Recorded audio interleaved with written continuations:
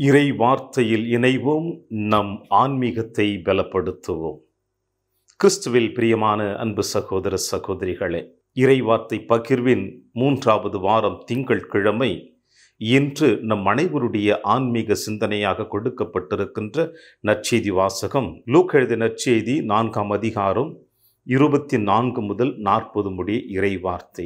இந்த இறை வார்த்தை எதை பற்றி முதல் அத்தியாயம் சொல்லுகிறது? ஆண்டவர் இயேசு கிறிஸ்து தொழுகை கூடத்தில் இறை வார்த்தையை போதித்துக் கொண்டிருக்கிற பொழுது தம் சொந்த ஊரில் இறைவாக்கினர்களுக்கு மதிப்பு இல்லை என்பதை ஆரம்பித்து, அவர் யாருக்கெல்லாம் இறைவார்த்தையை போதித்துக் கொண்டிருக்கிறாரோ, யாரெல்லாம் இயேசுவுக்கு எதிராக இருக்கிறார்களோ அவர்களுடைய உள்ளத்தின் ஆழத்தில் இருக்கின்ற தீய எண்ணங்களை உணர்ந்து கொள்ள வேண்டும் என்பதற்காக இங்கே இயேசு தன்னுடைய வார்த்தைகளை பதிவு செய்கிறார்.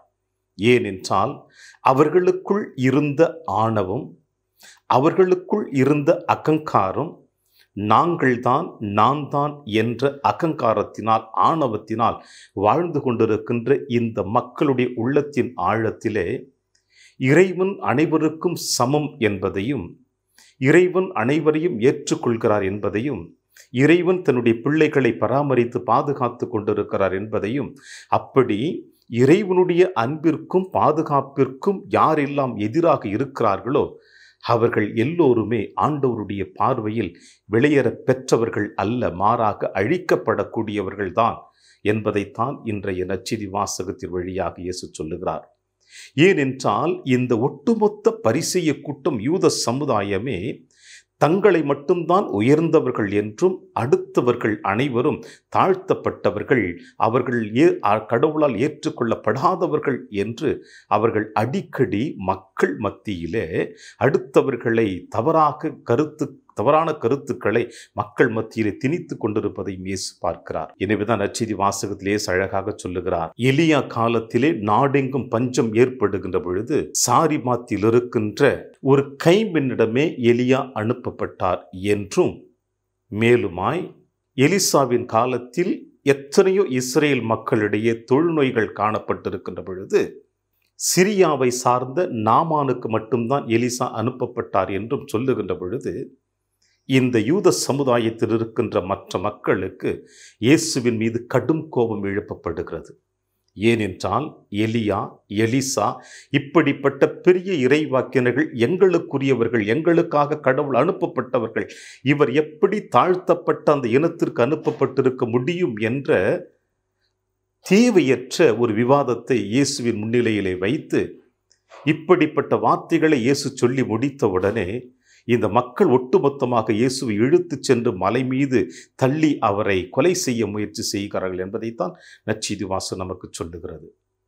பிரியமான அன்பின் சகோதர சகோதரிகளே, இன்றைய சமுதாயத்திலே வளர்ந்து வருகின்ற இன்றைய அறிவியல் உலகத்திலே அனைத்தும் எப்படி சாத்தியமாக இருக்கிறது என்பதை அறிந்தும் தெரிந்தும், இறைவனுடைய அருளாலும் ஆசிரியராலும் இன்றைய காலகட்டங்களில் மனிதனுடைய வளர்ச்சியை பெருமையாக நாம் பேசிக்கொண்டிருக்கின்ற தருணத்தில், இறைவன் அன்று தந்தை கடவுள் இன்பவனத்தை படைத்து விட்ட பிறகு ஆண் பெண் என்கின்ற இருவரை மட்டும்தான் படைத்தார்.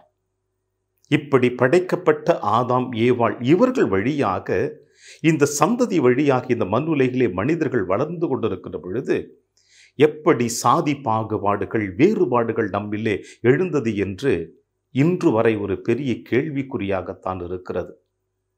தன்னை உயர்ந்தவன், அடுத்தவன் தாழ்ந்தவன் என்கின்ற மனப்பக்குவம் எப்பொழுது மனிதனுடைய உள்ளத்தின் ஆழத்தில் எழுந்துவிட்டதோ அன்றே அவனுடைய இதயத்திலே இறைவன் குடிக்கொள்ளவில்லை, மாறாக சாத்தான் தான் குடிக்கொண்டிருக்கிறான்.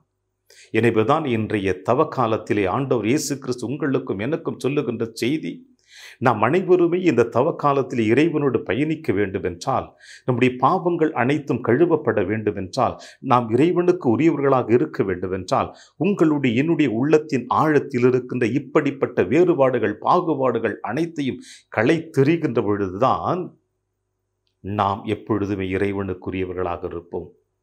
இந்த மண்ணகத்தில் இப்படிப்பட்ட வேறுபாடுகளை பார்த்து கொண்டிருக்கின்ற நாம் விண்ணகத்திற்கு செல்ல வேண்டும் என்று நாம் விரும்புகிறோம்.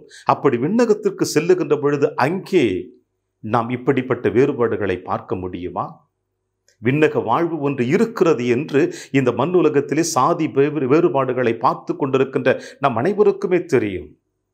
இந்த மன்னக வாழ்க்கையிலே எப்படிப்பட்ட சாதி வேறுபாடுகளை வைத்து கொண்டு உயர்ந்தவன் தாழ்ந்தவன் என்ற மனப்பக்குவத்தோடு வாழ்ந்து கொண்டிருக்கின்ற நாம் அனைவருமே ஒரு நாள் இறப்போம், ஒரு நாள் விண்ணகத்திற்கு செல்வோம். அங்கு செல்லுகின்ற பொழுது இப்படிப்பட்ட வேறுபாடுகளை நம்மால் காண முடியுமா? முடியாது. இந்த உண்மையை அறிந்தும் தெரிந்தும் இந்த மண்ணகத்திலே வாழ்ந்து கொண்டிருக்கின்ற பொழுது உறவுகளை வளர்த்து கொள்ளாமல் உறவுகளை உடைத்தெறிந்து வாழ்ந்து கொண்டிருக்கின்ற நம்முடைய வாழ்க்கையிலே ஒரு சவுக்கடியாக இயேசு சொல்லுகிறார். நாம் அனைவருமே வேறுபாடுகளை களைந்து உண்மை உள்ளவர்களாக உறவுகளை வளர்க்கக்கூடியவர்களாக வாழ இயேசு அழைப்பு கொடுக்கிறார். அந்த அழைப்பை ஏற்றுக்கொண்டு இந்த தவக்காலத்திலே நாம் பயணித்தோம் என்றால் நிச்சயமாக நாம் அனைவருமே ஆண்டவருடைய பார்வையில் விலையேற பெற்றவர்களாகத்தான் இருப்போம். அப்படிப்பட்ட வரத்திற்காக தொடர்ந்து ஜெபிப்போம். இறையாசிர் என்றும் உங்களோடு.